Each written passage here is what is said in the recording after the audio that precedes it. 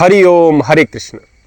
नाम जप को लेकर के बहुत सारे जिज्ञासुओं की जिज्ञासाएं और उनके प्रश्न हम तक पहुंचते रहते हैं। कुछ लोग कहते हैं कि गुरुजी, प्रेमानंद जी महाराज तो बार बार राधा रानी का नाम लेने के लिए कहते हैं, आपकी इस बारे में क्या राय है। कुछ लोग कहते हैं गुरुजी, प्रेमानंद जी महाराज तो राधा रानी के जाप को ही सब कुछ बता रहे हैं, लेकिन मेरा मन, मेरे तर्क इस बात को पकड़ नहीं कर रहे कि केवल नाम जप से ही हमारा उद्धार हो सकता है। कुछ लोग कहते हैं कि गुरुजी, आपका इस विषय में क्या विचार है, आप अपने विचार बताइएगा, आप नाम जप को कितना सही मानते हैं, तर्क सहित बताइएगा ताकि हमारे भ्रम और संशय दूर हो जाएं। प्रियजनों, अलग अलग तरह के आप लोगों के प्रश्न आते हैं, एक एक प्रश्न को मैं क्या लूं और क्या बताऊं, लेकिन मैं आप लोगों को यह बताना चाहता हूं कि हमारे सत्य सनातन वैदिक धर्म में परमात्मा को प्राप्त करने के अलग अलग तरीके बताए गए हैं। आप ज्ञान मार्ग से उस परम सत्ता को प्राप्त कर सकते हैं। इस सृष्टि निर्माण योजना के बारे में गहराई से देखकर, सोचकर, जान करके, किताबों से, गुरुओं से, शास्त्रों से ज्ञान प्राप्त करके, कर्मफल सिद्धांत को समझते हुए, अपने अंदर की ऊर्जा की सिद्धांत को समझते हुए आप उसे प्राप्त कर सकते हैं। ध्यान मार्ग से उसे प्राप्त कर सकते हैं ताकि आप लोगों के अंदर के विभेद मिट जाएं और आप अपनी ऊर्जा को उस परम ऊर्जा के साथ में, आप अपनी एनर्जी को उस कॉस्मिक एनर्जी के साथ में एकाकार करके उस बृहद एनर्जी को उस परम सत्ता के चरणों में जाकर के समर्पित कर दें और एकाकार होकर के उस परमात्मा के दर्शन कर लें, उसकी प्राप्ति कर लें।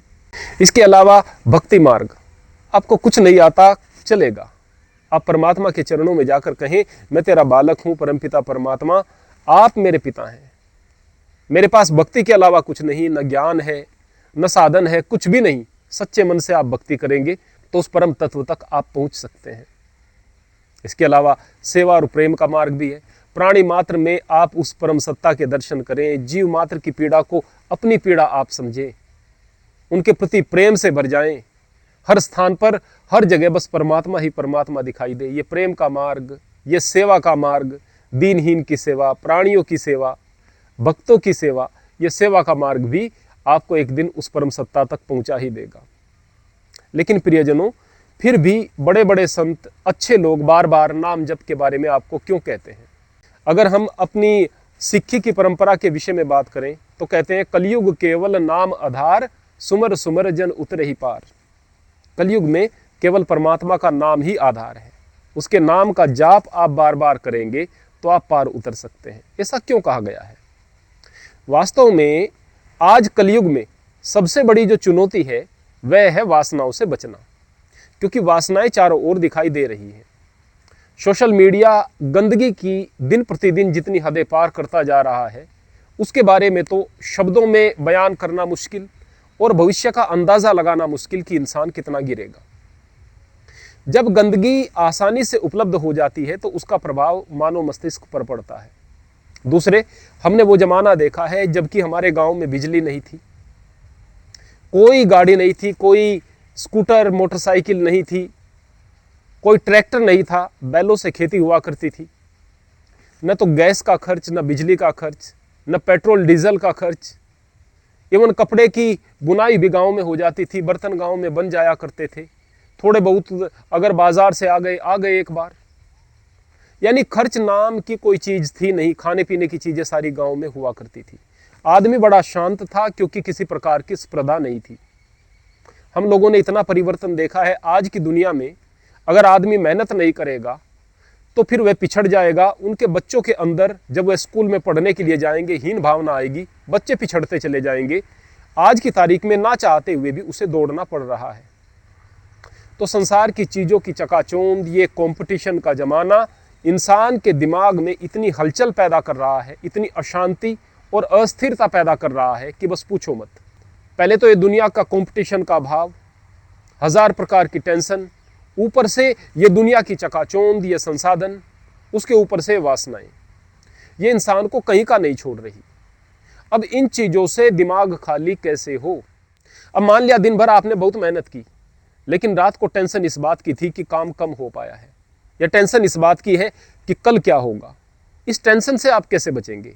बार बार दिमाग में इसी तरह के ख्यालात आएंगे तो इनसे कैसे बचेंगे? जितना समय बचता है आप मोबाइल इत्यादि में समय लगा रहे हैं, उनसे कैसे बचेंगे? वहां पर 1000 प्रकार की गंदगी है, उनसे कैसे बचेंगे? एकमात्र रास्ता है कलयुग में, एकमात्र रास्ता, और वह है परमात्मा के नाम का जाप। अब जाप किस प्रकार से किया जाए और कितने प्रकार का होता है? जाप 3 प्रकार का होता है। प्रारंभिक अवस्था होती है वाचिक जाप, आपको बोल करके जाप करना है। क्यों करना है? क्योंकि जब तक आप बोल करके जाप कर रहे हैं तो आपने अपनी वाणी पर पहरेदार बैठा दिया। अब चूंकि आप किसी नाम का जाप कर रहे हैं, उसके साथ श्रद्धा भी बन रही है, कम से कम उस वक्त तो बुरे विचार आपके मन में नहीं आ रहे, मन में यह भाव भी आ रहा है कि मेरे ऊपर कोई परम सत्ता है, तो फिर वह जो वाचिक जाप है वह किसी हद तक आपके मन में बुरी चीजों को आने से रोकता है। लेकिन वाचिक जाप आप लगातार कर रहे हैं, उसके पश्चात हर वक्त तो आप शोर करते हुए नहीं घूम सकते हैं।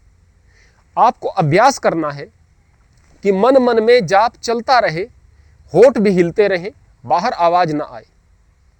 होठ हिल रहे हैं, बाहर आवाज नहीं आ रही, उपांशु जाप इसे कहते हैं। इसके अलावा तीसरे नंबर का जो जाप होता है, जो प्रमुख जाप है, मन में जाप चल रहा है लेकिन बाहर न होठ हिल रहे न किसी को पता। यह ऐसी अवस्था होती है जिस तरह से हमारे बच्चे जो जवान हो रहे होते हैं, उनके मन में किसी विपरीत लिंगी के प्रति गलत ख्यालात आते रहते हैं, किसी को पता थोड़ा ही है, हर वक्त गंदगी दिमाग में चल रही है। जो गंदे और वासना युक्त व्यक्ति हैं, चाहे वो प्रौढ़ भी है, उनके दिमाग में भी ये गंदगी चल रही है, किसी को पता थोड़ा ही है। चाहे रिश्ते कितने पवित्र हों, उनके बीच में भी गंदे भाव चल रहे हैं। क्यों चल रहे हैं? क्योंकि मन वहां पर पड़ा हुआ है। अब चूंकि आपने वाचिक जाप किया, फिर उपांशु जाप किया और परमात्मा से प्रेम बढ़ गया, अब आपका अजपा जाप पक्का हो गया है, मानसिक जाप पक्का हो गया है। अब आप मानसिक जाप कर रहे हैं, मन में परमात्मा का नाम चल रहा है, मन में परमात्मा का प्रेम चल रहा है। अब ऐसा तो हो नहीं सकता ना कि परमात्मा का नाम भी मन में चल रहा हो और वासनाएं भी आ जाएं, नहीं हो सकता है, कतई नहीं हो सकता है। ऐसा तो नहीं हो सकता है ना कि परमात्मा का नाम भी मन में चल रहा हो और हीन भावना, दुख की भावना आ जाए, नहीं।